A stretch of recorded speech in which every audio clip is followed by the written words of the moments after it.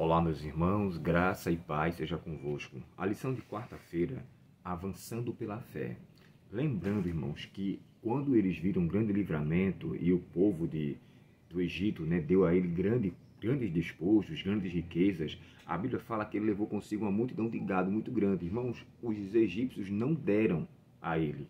É bom levar em consideração de que quando Jacó foi ao Egito, ele desceu lá com todos os seus animais. Ele foi para morar lá, então ele levou tudo. E ali, diz o Espírito de Profecia, Patriarcas e Profetas, fala que os animais cresceram muito. O crescimento dos animais fez com que ele tivesse uma multidão de gados, ovelhas, carneiros.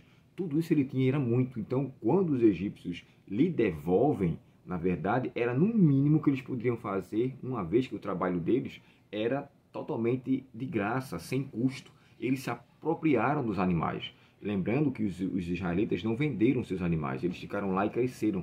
E como para os egípcios eles eram sagrados, eles não passaram por nenhum tipo de morte, eles não se alimentaram deles. Então eles devolvem aqueles animais. Então aquilo já devia ser uma ênfase que Deus está comigo, Deus está me abençoando, está concedendo a minha graça e devolvendo aquilo que me pertencia. Porque metais de ouro, de prata, todas as riquezas que foram dadas, inclusive é dito que uma boa parte delas foi usada para o santuário. Aquilo, na verdade, era o que eles estavam devendo aos israelitas. Não foi nada que foi dado para com eles. A Bíblia fala que Deus fez com que o coração deles fosse amolecido para com que eles devolvessem.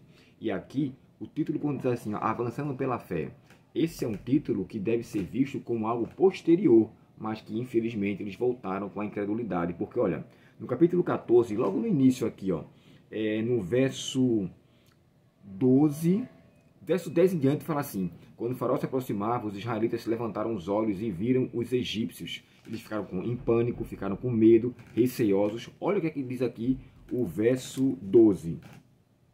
Quando ainda estávamos no Egito, não lhe avisamos que isso aconteceria? Eles disseram: deixe-nos em paz, continuaremos a servir os egípcios, afinal é melhor ser escravo no Egito que ser um cadáver no deserto. Isso ele está dizendo o que eles disseram antes. Olha só que rebelião, que rebeldia. Como a gente poderia ver eles avançando em fé diante dessa descrição aqui. Agora no verso 13, Moisés pede para com que eles fiquem firmes, olhassem o livramento de Deus, não desanimassem. E aqui o texto diz assim, primeiro, ele fala: não tenha medo. Por que não deveriam ter medo? Eles deviam confiar no que Deus poderia fazer com eles diante de uma situação adversa, uma vez que eles estavam de frente do mar e atrás de um povo do Egito. Aí que diz aqui, o que vence medo não é a coragem, mas é uma fé alicerçada em Deus. Não tenha medo, fiquem firmes, parem de murmurar, seja paciente e de uma maneira certa, no tempo exato, Deus vai agir. Nós devemos manter-se firme. Por isso que a Bíblia fala, aquele que perseverar até o fim, aquele que se manter firme, ser fiel até a morte. Aqui está a perseverança dos santos. Note que os textos bíblicos sempre motivam a ser perseverante, insistente, continuar confiando. O terceiro ponto, vejam o livramento de Deus.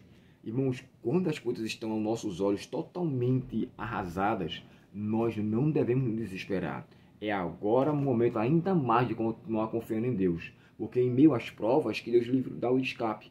Lembre-se do Salmo 46, Deus é refúgio em meio às tribulações. E o refúgio dele é presente. O quarto ponto, o autor colocou assim: o Senhor lutará por vocês. Na verdade, de acordo com Filipenses 1, verso 6, a batalha não é nossa, mas é do Senhor.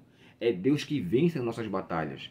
Quando estamos em problemas espirituais, eu aconselho a você, se apegue a Deus e se firme. O autor colocou aqui 4, eu poderia colocar até a quinta, quando ele chega a descrever: fiquem calmos. Ou seja, se aquiete. Lembre do Salmo 46. Aquietai-vos e sabei que eu sou Deus. Sou exaltado entre as nações, sou exaltado na terra.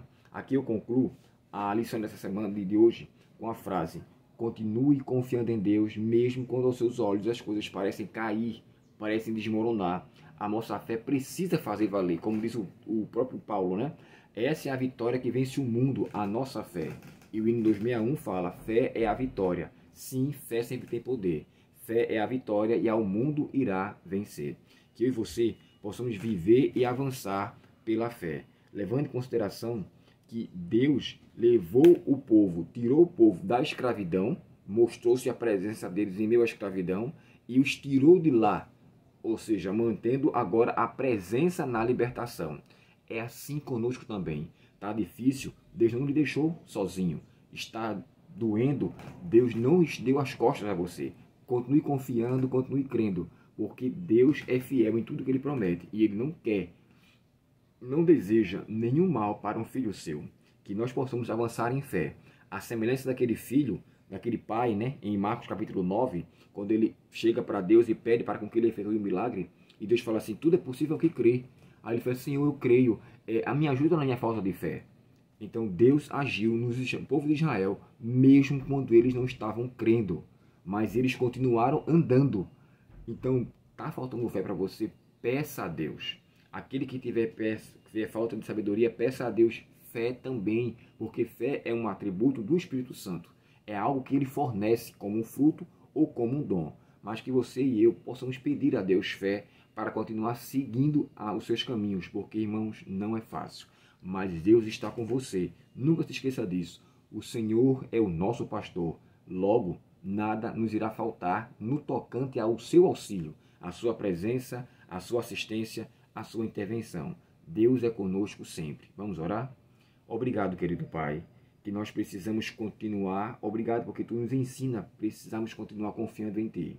Senhor, se for necessário, como povo de Israel, crer e colocar o pé na água para que o mar se abra, que nós possamos continuar crendo em Tuas mãos e nos jogando em Teus braços, mesmo que aos nossos olhos as coisas pareçam impossíveis. Toma conta de cada um de nós, Senhor, perdoa os nossos pecados e nos ajuda a extrairmos lições dessas histórias para a nossa vida, em nome de Jesus. Amém.